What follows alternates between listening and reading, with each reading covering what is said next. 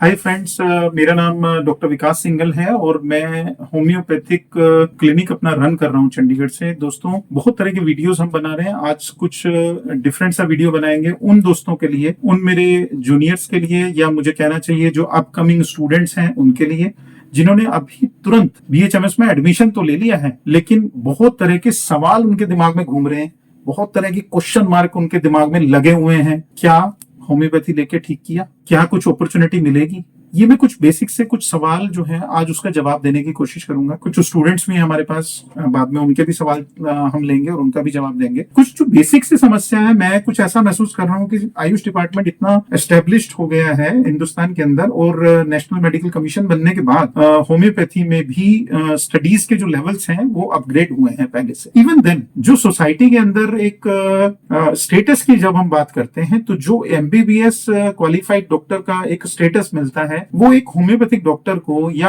एक आयुर्वेदिक डॉक्टर को शायद उतना स्टेटस नहीं दिया जा रहा है। या मुझे ऐसा कहना चाहिए कि कहीं हमने ना कुछ डिजाइन कर दिया है कि ये एमबीबीएस है, उसके बाद आयुर्वेदा है, उसके बाद ही होम्योपैथी का स्टेटस आएगा। तो दोस्तों, मैं आपकी नॉलेज के लिए, आपकी क्वालिफिकेशन के हिसाब से आप लोगों को, क्योंकि आप स्टूडेंट हैं, आपको मालूम है कि एमबीबीएस का कोर्स भी 5.5 साल का है हिंदुस्तान के अंदर। पूरी इंडिया के अंदर किसी भी मेडिकल कॉलेज में एमबीबीएस के बराबर ही पढ़ाई, या मुझे कहना चाहिए उससे भी तकरीबन 3 या 4 सब्जेक्ट ज्यादा पढ़ने पड़ते हैं होम्योपैथी में भी और आयुर्वेदा में। तो यानी थोड़ा सा जो एक सुपीरियरिटी कॉम्प्लेक्स है, वो केवल और केवल, माय फ्रेंड्स, इस चीज को थोड़ा हो सकता है आपको फील हो जाए, लेकिन इस चीज को समझने की कोशिश कीजिए कि जो एमबीबीएस के स्टूडेंट्स हैं वो थोड़ा क्रीम लेयर से आ रहे हैं। उनका जो नीट का जो स्कोर है ना, वो आप लोगों से कुछ बेटर है। अगर मैं नीट की स्कोर की बात करूं, बेटा कितने नंबर्स का पेपर लेते हैं नीट में?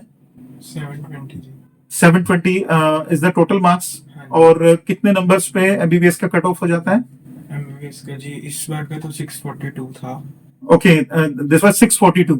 तो गवर्नमेंट कॉलेजेस में अगर आपको एमबीबीएस की सीट्स में हमें 642 नंबर्स पे एडमिशन हो रहा है, तो you can very well see the difference. अब आपका कितने पे हुआ है आपको बेटर जज करना है। आपको मालूम पड़ जाएगा कि आपने +2 में कितनी मेहनत की थी। वो डिफरेंस जो है वो यहां से लिया हुआ डिफरेंस, +1 +2 से लिया हुआ डिफरेंस ही आपको ऊपर लेके जाएगा। अगर आपने अच्छे मार्क्स के साथ अपने नीट में पढ़ाई करके और बहुत अच्छे मार्क्स के साथ आपने होम्योपैथी ऑप्ट किया होता, प्रेफरेंस दी होती होम्योपैथी को, फर्स्ट चॉइस दिया होता, तो आपको भी उतना ही मन लगता होम्योपैथी में। लेकिन हमारी फर्स्ट चॉइस क्या थी? हमारी फर्स्ट चॉइस थी एमबीबीएस की।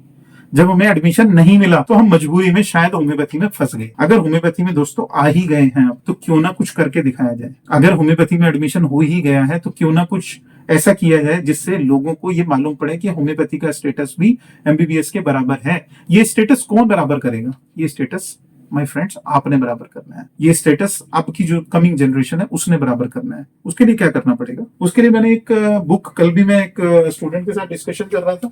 हमारे पास एक बुक थी, उसका टाइटल है principle and practice of homoeopathy by doctor H A. Roberts. मैं चाहूंगा मेरे लिए आप आज ही जो भी होम्योपैथी में स्टूडेंट्स हैं, ये होम्योपैथिक स्टूडेंट्स अपनी अपनी लाइब्रेरी में जाएं, अपने मेडिकल कॉलेज की लाइब्रेरी में जाइए और एच.ए. रॉबर्ट्स की ये principle and practice of homoeopathy, इसका फर्स्ट चैप्टर उठा के पढ़िए। उसका फर्स्ट चैप्टर का टाइटल है what has homoeopathy to offer a young man. उसमें बड़े पुरजोर तरीके से डॉक्टर एच.ए. रॉबर्ट्स ने, जो कि खुद अपने जमाने में एक एमबीबीएस एमडी क्वालिफाइड डॉक्टर थे, उन्होंने होम्योपैथिक सिस्टम की पढ़ाई की और बाद में अपने आप को as a homoeopathic doctor establish भी किया। 1937 की किताब में अगर ये बातें लिखी हैं आज से 100 साल पहले, तो डॉक्टर रॉबर्ट्स बोलते थे कि अगर आप केवल पैसा कमाना चाहते हैं, खाली पैसा कमाना चाहते हैं, name and fame, respect, recognition, आप सब चीजें चाहते हैं, तो लेकिन मिलेगा सब कुछ, बदले में आपको कुछ देना पड़ेगा, जो कि होम्योपैथिक स्टूडेंट्स कम देते हैं। हो सकता है मेरी बातें थोड़ी बुरी लगे, लेकिन अगर आपने नीट में एग्जाम अच्छे से क्लियर किया है, अभी मार्क्स कम भी आए हैं, एडमिशन हो ही गया है, तो अब कर लीजिए मेहनत, कोई फर्क नहीं पड़ता। उठाइए इस तरह की बुक्स, उठाइए टेबर्स की साइक्लोपेडिक मेडिकल डिक्शनरी, पढ़िए। इसमें से बहुत तरह के आपको जो एनाटॉमिकल टर्म्स हैं, जिसके लिए हम कुछ डिफरेंट वीडियोस भी क्रिएट कर रहे हैं, इस तरह की बुक्स उठाइए, पढ़िए। क्या इतना बारीक नोमेनक्लेचर में से इतनी बारीक बारीक यहां से टर्मिनोलॉजी निकाल पाएंगे? ये पूरी बुक मेडिकल टर्मिनोलॉजी की है दोस्तों। एमबीबीएस के स्टूडेंट इसको पढ़ेंगे भी और चाटेंगे भी, बट क्या हम पढ़ेंगे? हमारा अलाइड सब्जेक्ट्स में वीक होना, उसका सबसे बड़ा कारण है जिस वजह से हम compete नहीं कर पाते। जो यूजी के कोर्सेज हैं, हमने बीएचएमएस में एडमिशन ले ली, यूजी का कोर्स क्लियर कर लिया, ठीक है, इट्स ओके, बट अब फिर सवाल आएंगे पीजी में क्या करें। क्यों बेटा, आपका भी सवाल कुछ इसी तरह के होता है ना? हाँ जी, पीजी के बाद करने के बाद भी पैसे नहीं मिलते सर। पैसा किसको बनेगा? अब ये भी समझ लीजिए, पैसा उसको बनेगा जिसने पीजी मेहनत से की है। बात फिर वहीं आ गई। अब एक एमबीबीएस एमडी का जो डॉक्टर है, एमडी करने गया डर्मेटोलॉजी में, एक होम्योपैथिक डॉक्टर भी डर्मा में चला गया कि मेरे को डर्मेटोलॉजी में करना है जी एमडी, और मेरे को उसमें पैसा नहीं बन रहा है। पैसा क्यों नहीं बन रहा है? बिकॉज हम डर्मेटोलॉजी के साथ साथ जो एडवांस साइंसेज हैं वो भी आपको पढ़ने पड़ेंगे, कुछ एडवांस कोर्सेज हैं वो भी आपको पैरेलल पढ़ाई करनी पड़ेगी। यानी आपकी स्टडी और रिफाइंड स्टडी दोनों में फर्क है। एक अच्छी स्टडी करना और एक सुपरफिशियल स्टडी करके काम चला लेना, एग्जाम पास कर लेना। एग्जाम पास करने से नहीं चलेगा माय फ्रेंड्स।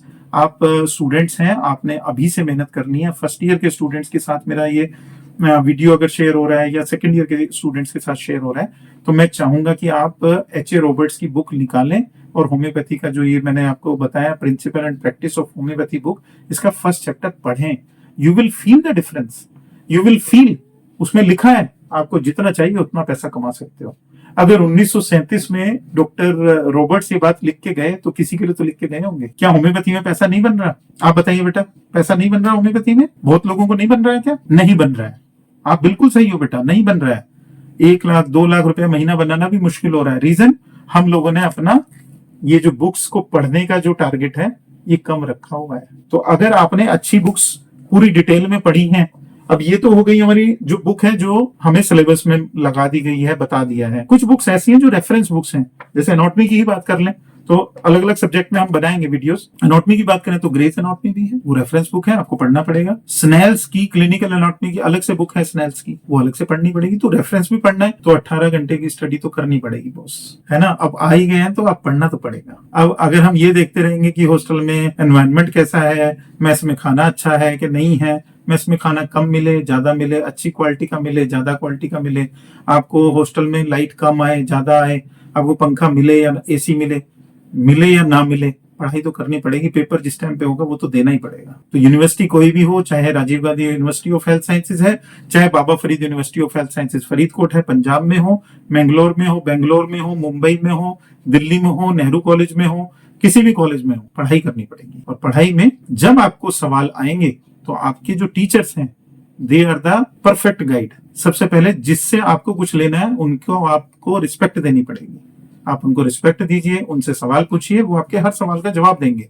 फिर भी अगर कोई सवाल बचता है तो इस तरह के बहुत सारे चैनल सब तो चल पड़े हैं, आप उनसे डायरेक्ट क्वेश्चन कर सकते हैं। हमारे पास भी यूट्यूब का जो ये हम वीडियो बना रहे हैं इसके कमेंट बॉक्स में हमसे सवाल पूछ लीजिए। कोई चीज नहीं समझ में आ रही है जो हम डायरेक्ट अपना व्हाट्सएप नंबर देंगे, उस पर डायरेक्ट अपनी क्वेरीज छोड़ दीजिए, हम आपको रिप्लाई करने की कोशिश भी करेंगे।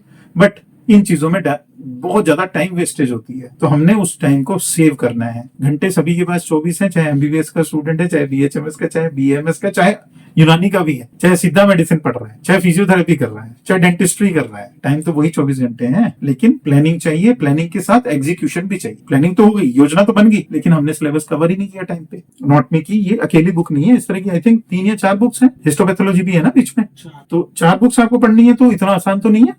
साल अपने पास एक ही रह गया, क्योंकि 6 महीने तो चलेंगे, एडमिशन प्रोसेस में निकल गए 4-5-6 महीने। तो आप सीरियस हो जाइए। ये वीडियो मैं दिसंबर 2024 में बना रहा हूँ। 26, 27, 28 कितना 27 दिसंबर हो गया। 27 दिसंबर 2024 को ये वीडियो बन रहा है, जब 2026 में आपका फर्स्ट एग्जाम होगा, फर्स्ट प्रोफेशनल ईयर का जब एग्जाम होगा, तो उस टाइम पे आपको ये वैल्यू समझ में आएंगी। तो दोस्तों, इस तरह के कोई भी सवाल इस सब्जेक्ट से रिलेटेड आपको मिले तो आप हमारे यूट्यूब का जो ये चैनल है इसमें वीडियो में कमेंट बॉक्स में आप करके हमें डायरेक्ट भी कर सकते हैं, और हम नंबर देंगे व्हाट्सएप के लिए। तो एकेडमिक्स क्वेरी के लिए हम कोशिश करेंगे नंबर अलग से रहे, ताकि हमारा जो क्लिनिकल पार्ट है, जब पेशेंट हमें कॉल करें तो वो डिफरेंट नंबर हो, जो एकेडमिक्स का नंबर हो वो हम सेपरेट रखेंगे। तो इस तरह की कोई भी क्वेरीज हो तो आप हमें और भी पूछ सकते हैं। और कुछ पूछना चाहते हैं अभी आप? सर, मेरे माँ बाप का हालात ठीक नहीं है, उन्होंने मेरे को बहुत गरीबी में पढ़ाया है, तो अब बीएचएमएस के बाद ही मेरे को पैसा कमाना है, मैं पीजी के लिए नहीं जा सकता, तो क्या करूं? बीएचएमएस देखिए, पीजी नहीं करना है कोई बात नहीं, अभी अपने गांव में क्लिनिक में कहीं भी आप किसी छोटे मोटे शहर में, बड़े शहर में कहीं भी आप अपना क्लिनिक खोल सकते हैं। बात वही है बेटा, बात आपको केवल एक ही समझने वाली है कि क्लिनिक भी तभी चलेगा जब आपने किसी के साथ साल 2 साल 3 साल रेजिडेंसी की होगी, आपको एक रेजिडेंट डॉक्टर, किसी भी अच्छे एक्सपीरियंस डॉक्टर के साथ आपने एज अ रेजिडेंट काम किया होगा, तो आपने क्लिनिकल एक्सपीरियंस लेना है 2 साल 3 साल 4 साल। पहले क्लिनिकल एक्सपीरियंस के लिए आपको जॉब करनी है, उसके बाद अपना क्लिनिक ओपन करना है। अगर आप बिल्कुल सीधा डायरेक्ट आप एडमिट हुए, आर्मी में आपका एडमिशन हो गया, आर्मी से निकलते ही आपको वॉर फ्रंट पे थोड़ी ना भेज देंगे, उससे पहले कुछ आपकी प्रैक्टिकल ट्रेनिंग्स होंगी, कहीं पे आपको ट्रूप्स के साथ भेजेंगे ताकि आप सीनियर्स की सपोर्ट लेके अपना काम करो। पहले सीनियर्स की सपोर्ट लो, साल 2 साल 3 साल, मैक्सिमम 2 साल 3 साल में आप एक एलिजिबल डॉक्टर बन जाते हैं, कहीं भी रूरल एरिया में या सेमी रूरल में या अर्बन एरिया में प्रैक्टिस करने के लिए। तो इस तरह के भी बड़े आराम से आप पैसा कमा सकते हैं, 20 30 40 हजार रुपए, वो आपकी अपनी काबिलियत है। जो जिस तरह के केसेस में मास्टरी करेगा उस तरह के केसेस के हिसाब से उसको पैसा भी बनेगा। बाकी कुछ भी सवाल होंगे हम फिर से ये वीडियो में आपके साथ कोशिश करेंगे, अगर लाइव जा सकेंगे किसी टाइम पे आपके साथ लाइव भी आएंगे और लाइव में आपके सभी सवालों का जवाब भी देंगे। और आप कोशिश करें ज्यादा से ज्यादा लोग इस चैनल को सब्सक्राइब करिए, हम लाइव आएंगे तो आपको नोटिफिकेशन भी आएगा और उस टाइम पे आपके सभी सवाल किसी भी तरह के, हम कोशिश करेंगे 1 2 3 4 डॉक्टर्स 5 डॉक्टर्स का पैनल बना के हम आपके सवालों का जवाब भी देंगे। Thank you very much.